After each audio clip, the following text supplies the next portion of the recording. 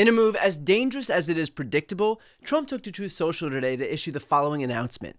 At the request of Secretary of Homeland Security, Kristi Noem, I am directing the Secretary of War, Pete Hegseth, to provide all necessary troops to protect war-ravaged Portland and any of our ICE facilities under siege from attacks by Antifa and other domestic terrorists. I am also authorizing full force if necessary. Thank you for your attention to this matter. In other words, Trump is effectively waging war on an American city, and this is what that looks like in practice.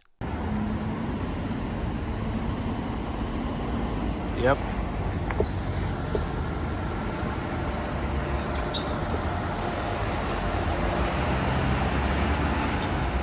U.S. Senator Ron Wyden from Oregon released a video of the apparent siege that warranted Trump's actions.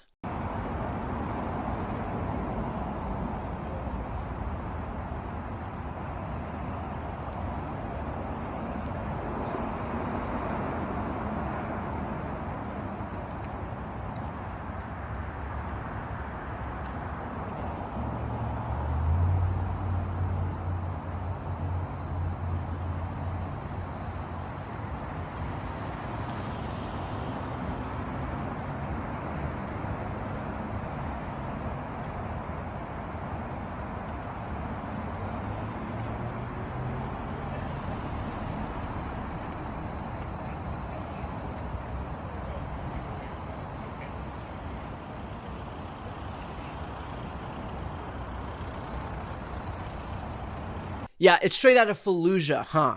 Now, you might remember that just days ago, Trump signed an executive order designating Antifa as a terrorist organization. Antifa is not an organization. There is no membership, no leadership, no meetings. It's basically just an ideology. The ideology being anti-fascist. And there are folks who will look at that executive order and scoff at what they view as a toothless executive order since Antifa doesn't really exist. But that's the point. Trump purposefully chose this amorphous concept because it is amorphous. Because he can then claim that anybody is part of Antifa. That is the point of choosing something so vague. I spoke with Mark Elias about the dangers posed by that. Here's what he had to say. On the one hand, this executive order that purports to do a whole lot of stuff really does a whole lot of nothing. Because as you point out, Antifa isn't a thing. It is this nebulous concept that or cause that people, that some people, identify with, but there isn't an organization. So as a result, the designating it a terrorist organization is kind of like, there's not an organization there. So it's kind of like, in the one hand, it is a press release with scare quotes rather than a legal document. On the other hand, it is to be taken really, really seriously for the same reason. Because it is so nebulous, you can expect that Donald Trump and his administration will just simply say that any group it does not like, any person who is a critic, any group of people who organize dissent, peaceful protests against this administration, they will simply say are part of Antifa. And because there's no official Antifa, it becomes a kind of self-fulfilling prophecy that Antifa is whoever Donald Trump says it is. And he is purporting to have the power, which he does not have, by the way, but he is purporting to have the power to designate them as domestic terrorists. And, just imagine, Brian, the chilling effect it will have on civil rights organizations, on peaceful protesting organizations, on media organizations, on prominent critics of the administration. To have Donald Trump, in the coming days, weeks, and months, or Kristi Noem, or Kash Patel, or Pam Bondi, simply say one day, via social media post, that this person or this group or this organization is part of the Antifa network. And what is that person or group to do? I mean, at that point, they have effectively been designated a terrorist without any due process, without any way of even identifying what that means, because, like I said, the president doesn't have the power to do this. It is beyond McCarthyism. It is beyond the Red Scare of the 1920s. I mean, we are, people sometimes ask me, are we going to cross the Rubicon? We can barely see the Rubicon. I mean, the Rubicon is a river that was passed as part of a military conquest. We can't see the river anymore. Our shoes are dry. We are marching, and the river is somewhere in the back.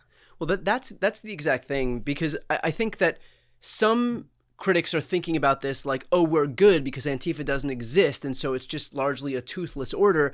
But I would contend that this is actually more dangerous because it is this nebulous catch-all dragnet that Trump can claim encompasses everybody. And it's the fact that it's just so amorphous that means that he can point to literally anybody he wants on the left and just kind of self-designate. And it's not like Pam Bondi is going to show any discernment here.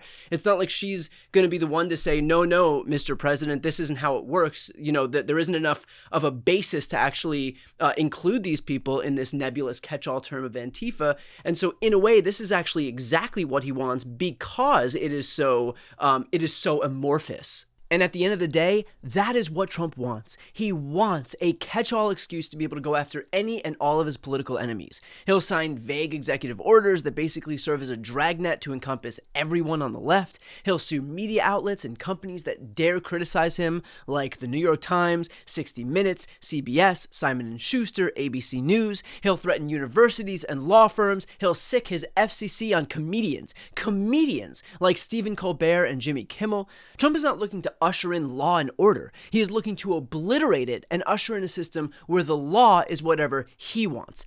Criticism of dear leader will be criminalized and only praise will be tolerated. These incremental steps are what fascism looks like. It doesn't happen all in one fell swoop. It is the combination of a raft of executive orders and lawsuits and military deployments and FCC interventions and pressure campaigns and chilling effects. This is it. We are in it. So my message to everybody watching right now is simple. I do not care what side of the aisle you're on. If you want to live in a democratic country, now is the time to speak out. Now is the time to pick a side. Now is the time to make a plan to ensure that anybody aligned with the MAGA agenda does not get anywhere near the levers of power. If you're apolitical, get political. If you've got friends or family who are apolitical, now is the time to make them aware. I think that's something that we can all agree on is that we don't want the United States to become Russia or North Korea or Hungary, but that's up to us. The door to change course is still open, but it requires all of us, the biggest tent possible, to actually walk through it.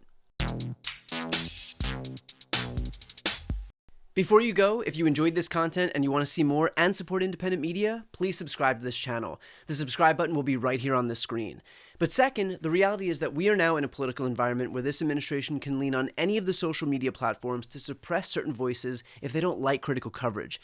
That means my longevity here is in the hands of a few tech billionaires who are already making it clear that they are willing to cater to this administration. To that end, signing up for my newsletter is a way for me to reach you directly if that ever becomes necessary. I'll put the link right here on the screen as well, so please sign up. It's free, but there's also an option to do a paid subscription if you'd like to support me and my team. I really appreciate it. Thanks so much for watching.